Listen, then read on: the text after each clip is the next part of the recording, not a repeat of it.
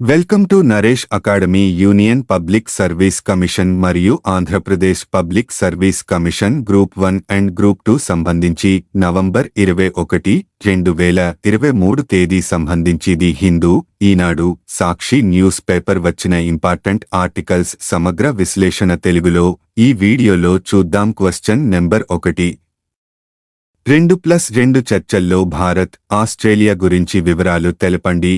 రక్షణ రంగంలో సహకారాన్ని పెంచుకోవడానికి కీలక ఖనిజాలు, వర్తకం, పెట్టుబడులు వంటి రంగాల్లో వ్యూహాత్మక సంబంధాలను మెరుగుపరుచుకోవడానికి భారత్, ఆస్ట్రేలియా సోమవారం ఢిల్లీలో 2 మంత్రిత్వ శాఖ చర్చలను నిర్వహించాయి. దీనికి రక్షణ మంత్రి రాజ్నాథ్ సింగ్, విదేశీ వ్యవహారాల శాఖ మంత్రి ఎస్. జయశంకర్, ఆస్ట్రేలియా ఉప ప్రధాని, రక్షణ మంత్రి రిచర్డ్ మార్లెస్, విదేశాంగ మంత్రి పెన్నీ వాంగ్లు హాజరయ్యారు. భారత్, ఆస్ట్రేలియా సంబంధాలను బలోపేతం చేసుకోవడానికి మంత్రులు పరస్పరం తమ అభిప్రాయాలను తెలియజేసుకుంటారని విదేశీ వ్యవహారాల శాఖ అధికార ప్రతినిధి ఆరిందం బాగ్చి అంతకుముందు ఎక్స్లో పేర్కొన్నారు. రాజ్నాథ్, జయశంకర్లతో పెన్నీ వాంగ్, రిచర్డ్ మార్లెస్ వాంగ్ ఢిల్లీలోని జాతీయ యుద్ధ స్మారకాన్ని సందర్శించి అమర సైనికులకు నివాళులర్పించారు. భారత్, ఆస్ట్రేలియా మధ్య దీర్ఘకాల సైనిక సంబంధాలు ఉన్నాయని ఆయన తెలిపారు. అనేక యుద్ధాల్లో ఇరు దేశాల బలగాలు కలిసి పోరాడాయన్నారు. భారత్, ఆస్ట్రేలియాల రక్షణ మంత్రులు విడిగా సమావేశమయ్యారు. 2 దేశాల మధ్య బలమైన రక్షణ భాగస్వామ్యం ఉంటే ఇండోపసిఫిక్ ప్రాంతంలో భద్రతకు మేలు చేస్తుందని ఇద్దరు నేతలు అభిప్రాయపడ్డారు. నౌకల నిర్మాణం, విమానాల నిర్వహణ, మరమ్మతులు రంగంలో భాగస్వామ్యానికి అవకాశాలు ఉన్నాయని రాజ్నాథ్ సూచించారు. కృత్రిమ మేధ, జలాంతర్గాములు, డ్రోన్ల వేట, సైబర్ రంగాల్లో సహకారంపై 2 దేశాల సైన్యాలు దృష్టి సారించాలన్నారు. హైడ్రోగ్రఫీపై సహకారం, గాల్లో విమానాలకు ఇంధనం నింపడం వంటి అంశాల్లో భాగస్వామ్యం కోసం జరుగుతున్న చర్చలు తుది దశలో ఉన్నాయని అధికారులు తెలిపారు. Question number 2. అర్జెంటీనా నూతనాధ్యక్షుడిగా ఎవరు ఘన విజయం సాధించారు? Answer: Xavier milli. అర్జెంటీనాలో ఆదివారం జరిగిన అధ్యక్ష ఎన్నికల్లో ప్రజాకర్షక నేత జేవియర్ మిలీ ఘన విజయం సాధించారు. మొత్తం 99.4% ఓట్లు పోలవగా మిలీ 55.7% ఓట్లు సాధించారు. ఆయన ప్రత్యర్థి ఆర్థిక మంత్రి సెర్గియో మాసా 44.3% ఓట్లు పొందారు. ఈ మేరకు అర్జెంటీనా ఎన్నికల సంఘం తెలిపింది. 1983 తరువాత ఇంత భారీ మెజారిటీతో అధ్యక్ష అభ్యర్థి గెలుపొందడం ఇదే తొలిసారి. తాను అధికారంలోకి వస్తే దేశంలో సమూల మార్పులు తీసుకొస్తానని, ఎగబాకుతున్న ద్రవ్యోల్బణాన్ని అదుపు చేస్తానని మిలీ ఇచ్చిన ఎన్నికల హామీలను ప్రజలు విశ్వసించడంతో ఆయన తిరుగుని పొందారు. విజయం ఫలితాల అనంతరం బ్యూనస్ ఎయిర్స్లో వాహన చోదకులు హారన్లు మోగించి తమ ఆనందాన్ని వెలిబుచ్చారు. మరికొందరు జాతీయ పతాకాలు, పసుపురంగు గాడై డెన్ జెండాలను చేతబూని పెద్ద ఎత్తున వీధుల్లోకి చేరి సంబరాలు చేసుకున్నారు. అర్జెంటీనా కొత్త అధ్యక్షుడిగా ఎన్నికైన జేవియర్ మిలీకి భారత ప్రధానమంత్రి నరేంద్ర మోదీ శుభాకాంక్షలు తెలిపారు. భారత్-అర్జెంటీనాల మధ్య వ్యూహాత్మక భాగస్వామ్యాన్ని విస్తరించేందుకు ఆయనతో కలిసి పనిచేసేందుకు ఆతృతగా ఎదురుచూస్తున్నట్లు తన అభినందన సందేశంలో మోదీ పేర్కొన్నారు. Question number 3. భూతాపం ఆందోళనకర స్థాయిలో పెరుగుతోందని ఐరాస నివేదిక పేర్కొంది. వివరాలు తెలపండి. భూతాపం ఆందోళనకర స్థాయిలో పెరుగుతోందని ఐరాస నివేదిక పేర్కొంది. పారిశ్రామికీకరణకు ముందు నాటితో పోలిస్తే అది 2.5 నుంచి 2.9 డిగ్రీల సెల్సియస్ మేర పెరిగే దిశగా పయనిస్తోందని వివరించింది. దీన్ని 1.5 డిగ్రీల సెల్సియస్కు పరిమితం చేయాలన్నది పారిస్ ఒప్పంద లక్ష్యం. ఇందుకు అనుగుణంగా ఈ దశాబ్దం చివరి నాటికి తమ కర్బన ఉద్గారాలను 42% మేరకు దించుకోవడానికి దేశాలు అంగీకరించాయి. అయితే బొగ్గు, చమురు, గ్యాస్ వినియోగం వల్ల గత ఏడాది గ్రీన్ హౌస్ వాయువులు 1.2% మేర పెరిగాయని తాజా నివేదిక పేర్కొంది. ఈ ఏడాది ఆరంభం నుంచి సెప్టెంబరు చివరి నాటికి ప్రపంచ సరాసరి ఉష్ణోగ్రతల్లో పెరుగుదల 15 డిగ్రీల సెల్సియసు దాటేసిన సందర్భాలు 86 రోజుల్లో చోటు చేసుకున్నాయని వివరించింది. ఆ తర్వాత అక్టోబరు మొత్తం, నవంబరులో మొదటి 2 వారాల్లో ప్రతిరోజూ ఇదే పరిస్థితి నెలకొందని వివరించింది. దీంతో ఈ ఏడాది ఇప్పటివరకు 40% రోజుల్లో ప్రపంచ సరాసరి ఉష్ణోగ్రతల్లో పెరుగుదల ఆ స్థాయికి చేరిందని తెలిపింది. శుక్రవారం అది 2 డిగ్రీల సెల్సియసు పెరిగిందని పేర్కొంది. భూతాపాన్ని 1.5 డిగ్రీల సెల్సియస్కు పరిమితం చేయాలనే లక్ష్యాన్ని అనేక సంవత్సరాలు లెక్కల ఆధారంగా నిర్దేశించారని శాస్త్రవేత్తలు తెలిపారు. అయితే ఉద్గారాల్లో పెద్దగా పెరుగుదల లేకుండానే ఆ పరిమితిని 2029లోనే చేరుకోవచ్చని అంతకు ముందు అనేక పరిశోధనలు పేర్కొన్నాయి. దీన్ని నివారించడానికి మరింత కఠినంగా తమ ఉద్గారాలను తగ్గించేందుకు ప్రపంచ దేశాలు లక్ష్యాలను నిర్దేశించుకోవాలని శాస్త్రవేత్తలు తెలిపారు. Question number 4 digital government senior leaders program వివరాలు తెలపండి. సందర్భం నెజిడి డిజిటల్ ఇండియా కింద డిజిటల్ గవర్నమెంట్ సీనియర్ లీడర్స్ ప్రోగ్రాంను నిర్వహిస్తుంది.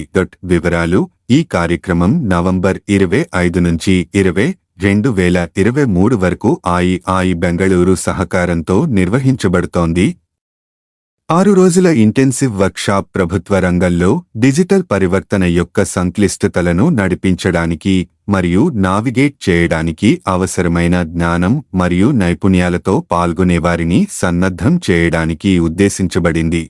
దీనిని ఎలక్ట్రానిక్స్ ఇన్ఫర్మేషన్ టెక్నాలజీ మంత్రిత్వ శాఖ నేషనల్ ఇగవర్నెన్స్ విభాగం నిర్వహిస్తుంది. జాతీయ ఇగవర్నెన్స్ విభాగం నెజిడి 2009లో డిజిటల్ ఇండియా కార్పొరేషన్ కింద స్వతంత్ర వ్యాపార విభాగంగా సృష్టించబడింది. ఈ విభాగం ప్రోగ్రామ్ మేనేజ్మెంట్ మరియు ఇగవర్నెన్స్ ప్రాజెక్టుల అమలులో మంత్రిత్వ శాఖకు మద్దతు ఇస్తుంది మరియు సాంకేతిక మరియు సలహా మద్దతును అందిస్తుంది. నెజిడి యొక్క ప్రధాన కార్యాచరణ ప్రాంతాలలో program management, project development, technology management, capacity building, flagship digital India program కింద అవగాహన మరియు కమ్యూనికేషన్ సంబంధిత కార్యకలాపాలు ఉన్నాయి. ఇది DigiLocker, Umang, Poshan tracker, academic bank of credits, national I portal, my scheme, India stack global మొదలైన వాటిని అభివృద్ధి చేసింది. Question number 5 missile cum ammunition barge project వివరాలు తెలపండి. సందర్భం 08X missile cum ammunition barge project యొక్క 4వ బార్జ్ అయిన missile cum ammunition barge LSAM-10 yard 78 ప్రారంభం. వివరాలు LSAM-10ని ఎంసిఎంఈ shipyard MS Secon engineering projects private limited SEPL Visakhapatnam Indian navy కోసం నిర్మించింది. ఈ నౌకాదళాల లభ్యత భారతీయ నౌకాదళ నౌకలకు జెట్టీల పక్కన మరియు బయటి నౌకాశ్రయాల వద్ద రవాణా, ఎమ్మార్కేషన్ మరియు ఆర్టికల్స్ మందుగుండు సామాగ్రి యొక్క రవాణాను సులభతరం చేయడం ద్వారా నౌకాదళం యొక్క కార్యాచరణ కట్టుబాట్లకు ప్రోత్సాహాన్ని అందిస్తుంది. ఈ బార్జ్లు దేశీయంగా రూపొందించబడ్డాయి మరియు సంబంధిత నావికా నియమాలు మరియు Indian register of shipping IRS నియంత్రణ కింద నిర్మించబడ్డాయి. బార్జ్లు ఫ్లాట్ బాటమ్డ్ ఇన్లాండ్ వాటర్ వే నౌక. దీనికి దాని స్వంత యాంత్రిక చోదక సాధనం లేదు. క్వశ్చన్ నెంబర్ 6 సంతాలీ భాష వివరాలు తెలపండి. భారతదేశ అధ్యక్షురాలు శ్రీమతి ద్రౌపది ముర్ము ఈరోజు నవంబర్ 20, 2023 ఒడిషాలోని బరిపాడలో జరిగిన ఆల్ ఇండియా సంతాలీ రచయితల సంఘం యొక్క 36వ వార్షిక సదస్సు మరియు సాహిత్య ఉత్సవం ప్రారంభ సెషన్లో పాల్గొన్నారు. ఈ సందర్భంగా రాష్ట్రపతి మాట్లాడుతూ సంతాలీ భాష సాహిత్యానికి కృషి చేస్తున్న రచయితలు, పరిశోధకులను అభినందించారు. ఆల్ ఇండియా సంతాలీ రచయితల సంఘం 1988లో స్థాపించబడినప్పటి నుండి సంతాలీ భాషను ప్రోత్సహిస్తోందని ఆమె ప్రశంసించారు. డిసెంబర్ 22, 2003న రాజ్యాంగంలోని 8వ షెడ్యూల్లో చేర్చిన తర్వాత ప్రభుత్వ మరియు ప్రభుత్వేతర రంగాల్లో సంతాలీ భాష వినియోగం పెరిగిందని ఆమె పేర్కొన్నారు. సంతాలి అనేది భారతదేశంలోని సంతాలి తెగ భాష. సంతాలి మాట్లాడేవారు అస్సాం, బీహార్, జార్ఖండ్, మిజోరాం, ఒడిశా, త్రిపుర మరియు పశ్చిమ బెంగాల్లలో కనిపిస్తారు. ఇది బంగ్లాదేశ్, నేపాల్ మరియు భూటాన్లలో కూడా మాట్లాడేవారు. ఇది ఆస్ట్రోఏషియాటిక్ భాషల ముండా ఉపకుటుంబానికి చెందినది. ఇది భారతదేశంలోని 8వ షెడ్యూల్ భాషలలో ఒకటి. ఇది 1925లో సంతాలి రచయిత రఘునాథ్ ముర్ముచే అభివృద్ధి చేయబడిన ఓల్చికి లిపిలో విస్తృతంగా వ్రాయబడింది. అంతకు ముందు భాష ప్రధానంగా మౌఖికంగా ఉండేది. ఇది బెంగాలీ, ఒడియా మరియు రోమన్ లిపిల వంటి ఇతర లిపిలలో కూడా వ్రాయబడింది. క్వశ్చన్ నెంబర్ 7 తిరిగి ఆమోదించిన బిల్లులను గవర్నర్ నిలుపుదల చేయలేరని ఎస్సీ పేర్కొంది. వివరాలు తెలపండి. పరిచయం. తమిళనాడు శాసనసభ ఆమోదించిన 10 బిల్లులకు సమ్మతిని నిలుపుదల చేయడంలో గవర్నర్ ఆర్ఎన్ రవికి ఉన్న రాజ్యాంగ అధికారాన్ని సుప్రీంకోర్టు పరిశీలించింది. బిల్లులను సభ మళ్లీ ఆమోదించిన తర్వాత అవి మని బిల్లులకు సమానమని, గవర్నర్ ఆమోదాన్ని నిలుపుదల చేయలేరని రాష్ట్రం వాదించింది. రాజ్యాంగ నిబంధనలు మరియు ప్రధాన న్యాయమూర్తి వ్యాఖ్యలు. భారత ప్రధాన న్యాయమూర్తి డివై చంద్రచూడ్ ఆర్టికల్ 200 యొక్క నిబంధనపై రాష్ట్రం యొక్క సూచనను పేర్కొన్నారు. ఒకసారి బిల్లును తిరిగి ఆమోదించిన తర్వాత గవర్నర్ ఆమోదాన్ని నిలుపుదల చేయకూడదని నొక్కి చెప్పారు. ఆమోదాన్ని నిలుపుదల చేసిన తర్వాత పునర్విచారణ కోసం గవర్నర్ బిల్లులను తిరిగి సభకు పంపాలా అని ప్రధాన న్యాయమూర్తి ప్రశ్నించారు. ఆమోదం ఉపసంహరణ తర్వాత బిల్లులను సభకు తిరిగి ఇవ్వడం తప్పనిసరి చర్య అని రాష్ట్ర సీనియర్ న్యాయవాదులు వాదించారు. రాష్ట్ర గ్రీవెన్స్ మరియు గవర్నర్ చర్యలు కీలకమైన చట్టాల ప్రయోజనాలను రాష్ట్ర ప్రజలకు అందకుండా చేస్తూ బిల్లులను గవర్నర్ నిరవధికంగా వాయిదా వేస్తున్నారని తమిళనాడు ఫిర్యాదు చేసింది. గవర్నర్ ఆమోదాన్ని నిలిపివేసి నవంబర్ 13, 2023న బిల్లులను తిరిగి ఇచ్చారు. తదనంతరం వాటిని నవంబర్ 18, 2023న తిరిగి అసెంబ్లీని ప్రత్యేకంగా సమావేశపరిచిన డిఎంకే సర్కారు వాటికి మరోసారి మోదం తెలిపి ఆ వెంటనే గవర్నర్కు పంపించింది. ఈ విషయాన్ని నోట్ చేసుకున్న ధర్మాసనం గవర్నర్ ఏం చేస్తారో వేచి చూద్దామటూ కేసు విచారణను డిసెంబరు 1వ తేదీకి వాయిదా వేసింది. క్వశ్చన్ నెంబర్ 8 ఏపీ వైద్య శాఖకు 2 అవార్డులు. వివరాలు తెలపండి. శిశువులు, చిన్న పిల్లలకు అత్యంత నాణ్యత ప్రమాణాలను పాటిస్తూ వైద్య సేవలు అందిస్తున్న ఆంధ్రప్రదేశ్ వైద్య శాఖకు కేంద్ర ఆరోగ్య, కుటుంబ సంక్షేమ శాఖ అవార్డు వరించింది. దేశంలోనే అత్యధిక ఆస్పత్రులకు ముస్కాన్ గుర్తింపు కలిగిన రాష్ట్రాల విభాగంలో ఏపీకి మొదటి అవార్డు దక్కింది. పిల్లల్లో డయేరియా నియంత్రణకు చేపట్టే intensified diarrhoea control fourth night IDCF 2022లో పనితీరు కనబరిచినందుకు మరో అవార్డు లభించింది. ఈ 2 అవార్డులను ఢిల్లీలో కేంద్ర ఆరోగ్య, కుటుంబ సంక్షేమ శాఖ deputy commissioner doctor Shobhana Gupta చేతుల మీదుగా మన అధికారులు అందుకున్నారు. కేంద్రం అందించిన అవార్డులను child health program manager Arjunarao, NHM SPM doctor V. Ravikiran బృందం సోమవారం ఆరోగ్య, కుటుంబ సంక్షేమ శాఖ కమిషనర్ నివాస్కు అందజేశారు. క్వశ్చన్ నెంబర్ 9 ప్రపంచ మత్స్య దినోత్సవ శుభాకాంక్షలతో మత్స్యకార కుటుంబాల జీవన ప్రమాణాలు పెంచడమే లక్ష్యంగా ఆంధ్రప్రదేశ్ ప్రభుత్వం చేపట్టిన అభివృద్ధి సంక్షేమ కార్యక్రమాలు. వివరాలు తెలపండి. ఫిష్ ల్యాండింగ్ సెంటర్కు శంకుస్థాపన. పులికాట్ సరస్సు సముద్ర ముఖద్వారం పునరుద్ధరణ. వీటితో పాటు ONGC సంస్థ పైప్ లైన్ పనుల కారణంగా జీవనోపాధి కోల్పోయిన డా.బి.ఆర్.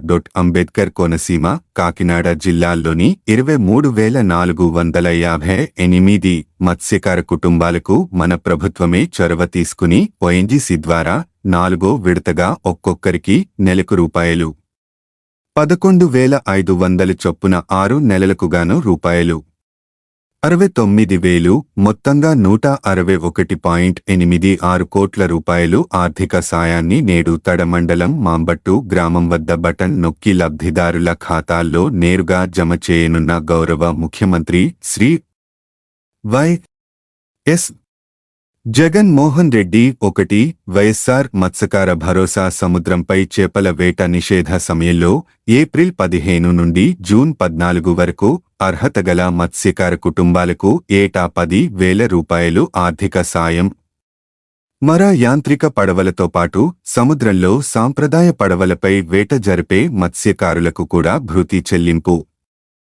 ఈ 4.5 మత్స్యకార భరోసా ద్వారా 538 కోట్ల రూపాయలు అందజేత. 2 ఫిషింగ్ హార్బర్లు, ఫిష్ ల్యాండింగ్ సెంటర్లు సముద్రంపై వేటకు వెళ్లే మత్స్యకారుల స్థితిగతులను మెరుగుపరిచి వలసలను అరికట్టే లక్ష్యంతో రూపాయలు 3,793 కోట్లతో ప్రపంచ స్థాయి ప్రమాణాలతో కూడిన 10 ఫిషింగ్ హార్బర్లు, 6 ఫిష్ ల్యాండింగ్ కేంద్రాల ఏర్పాటు, 3 డీజిల్పై సబ్సిడీ. డీజిల్ ఆయిల్పై లీటర్కు సబ్సిడీ ₹6.3 నుండి ₹9.00లకు పెంపు. మత్స్యకారులకు మేలు కలిగేలా స్మార్ట్ కార్డుల ద్వారా ఆయిల్ పోయించుకునే సమయంలోనే రేటు తగ్గించి పోసే ఏర్పాటు. ఈ 4.5 118.27 కోట్ల రూపాయలు లబ్ధి.